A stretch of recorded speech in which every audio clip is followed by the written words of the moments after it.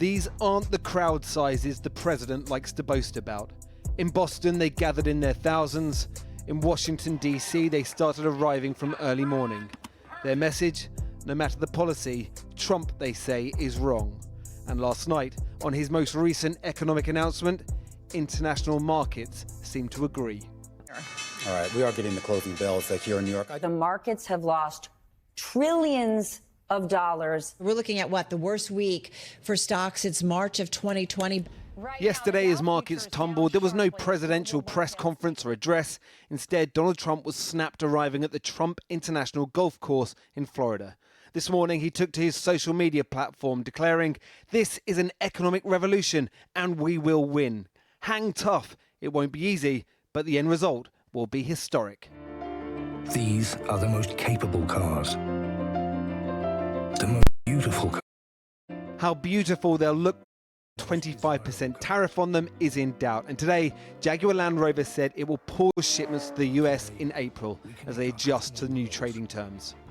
How much of your business then is sending stuff like this to the States? 60%. Okay. Yeah. For most other exports from the UK, like crafts sold in US bookstores, as of today, the tariff is 10% and the future is precarious. How price sensitive is this sort of material though? I don't know. We're so small. I feel like we're on the front line of it. Like it's almost like the canary in the mine. You know, like we're going. We don't have any buffers. Our tote bags are quite expensive. They're probably about $20. But even if somebody would pay $22 or $25, maybe the bookshop owner is afraid to make that purchase from us to keep spending. So it's not just about the actual tariff. It's about the psychology of economics, I suppose, and everyone is just like tightening their belt, and we can't weather that. Are you happy with the tariffs, Sir Keir? Are you going to get a deal before tomorrow? Are we going to put tariffs on American goods, Sir Keir? Yesterday, Keir Starmer greeted the Prime Minister of Barbados to Downing Street. Today, he was on the phone to President Macron. Nothing is off the table, apparently, but they agreed a trade war is in nobody's interest. China disagrees and have announced 34% tariffs in retaliation. If people start retaliating, how bad could it get? Yeah. It could get very bad. I mean, honestly, the last time we were in a global trade war was in the 1930s.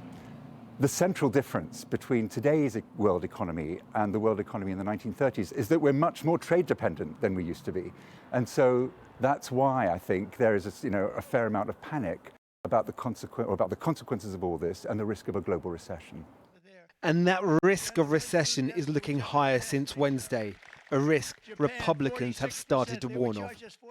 I think what happens on these tariffs, let's talk about politically, is going to be probably the single biggest determinant of what the 2026 midterm elections look like. If we go into a recession, particularly a bad recession, 2026 in all likelihood politically would be a bloodbath. But midterms and the chance for these voters to have their say again are a year and a half away. It could be a long and economically bumpy 18 months. Well, I'm joined now by the businesswoman Deborah Meaden, best known as a star of the BBC's Dragon's Den, and by Trump-supporting Greg Swenson, who's chairman of Republicans Overseas UK. Deborah Meaden first. You've got Jaguar Land Rover there suspending shipments. How messy do you think this is all going to get for British businesses? Well, I think that's an indication of how messy it already is. JLR are suspending shipments because they're pausing. They're trying to understand what this actually means to them. And I've spent the last 2 days talking to multitudes of businesses trying to work it out too, because it's not just the tariffs. It's introduced a lot of instability. It's the tariffs. It is the chaos. And if there's one thing business doesn't like, it's not knowing what the landscape is. Greg Swenson, you're a banker. Are you relishing this chaos? Are you slightly nervous of it? Well, I think the chaos is necessary. This is a major change in philosophy and policy, and it's kind of correcting some of the bad decisions that were made in the past. And in many ways, this is not a trade war started by President Trump. It was in response to generations of unfair trade. So I do think it's disruptive, and I know You bring up a good point, Kathy, and so does Deborah. You know, markets and bankers don't like uncertainty. We like clarity, but unfortunately, we need this kind of change to fix some of the wrongs that we've, kind of become accustomed to. Are you going to miss your Jags in America, Greg?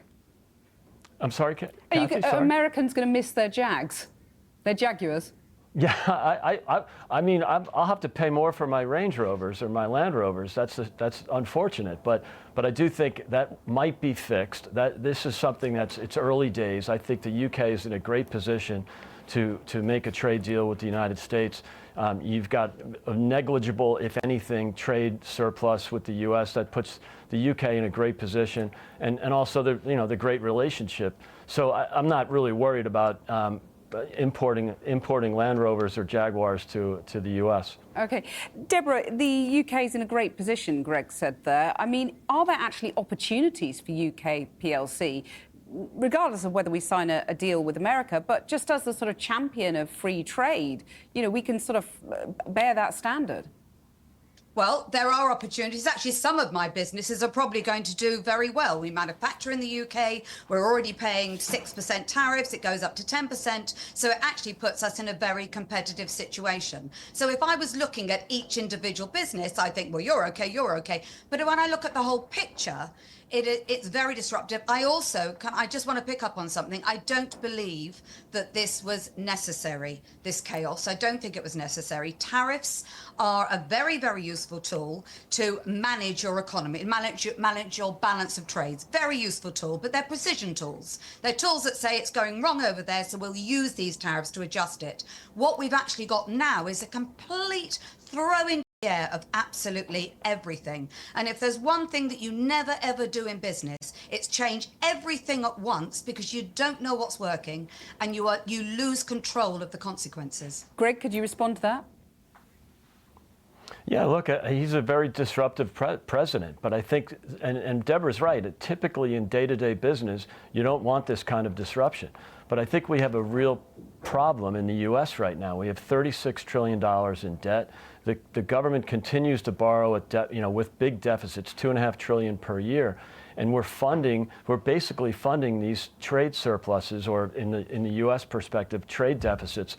We can't afford to do that. It's a $1 trillion a year in trade deficit, just adding to the $36 trillion in debt. But so we are at crisis level. So I think. But Greg, when you look at the stock market turmoil, people are saying, you'll have heard this is Trump's Liz Truss moment. Do you think the turmoil in the markets is going to force him to back down, just as it did with her? I don't think so. I mean, look, I think the difference is President Trump has been talking about this for not only for 8 years while in public life, he's been talking about it for 40 years. He very well telegraphed this thing. He's tried to do it nicely over the last, in his first term, trying to get our trading partners to lower tariffs, to reduce the barriers, the non-tariff barriers to trade, and they haven't done it. Okay, so he has to be disruptive, but he's not going to back down. So is it time then for the UK and the UK government to choose the EU over the US? Are you asking? Sorry, me. Yeah, Deborah. So I don't think I don't think we've reached the moment. I actually think that our government has put us in a pretty good position, a neutral position. We haven't ruffled any feathers. We've got a reasonable tariff, so that's great. The problem is we might be forced to make a decision.